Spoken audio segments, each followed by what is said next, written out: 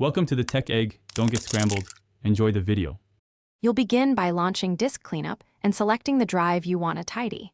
Choose the system drive, usually C, and let Windows calculate reclaimable space. Once done, click Cleanup System Files to include Windows Update Cleanup and old temporary installer files. This step matters because the basic scan misses system-level data.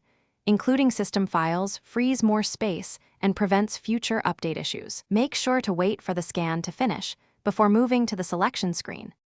Now you'll review the list and pick what to delete. Check temporary files, recycle bin, and delivery optimization files to recover immediate space. These are safe to remove. Use more options to remove unused programs and older system restore points if you need extra space, understanding you'll lose those restore snapshots. Once selections are clear, examine the sizes to prioritize large items. If unsure about a category, uncheck it. You can always remove it later, after confirming no data loss. Finish by clicking OK and then delete files. Allow the process to complete without interrupting it. Afterward, restart your PC so any pending Windows Update cleanup finalizes and locked files are released.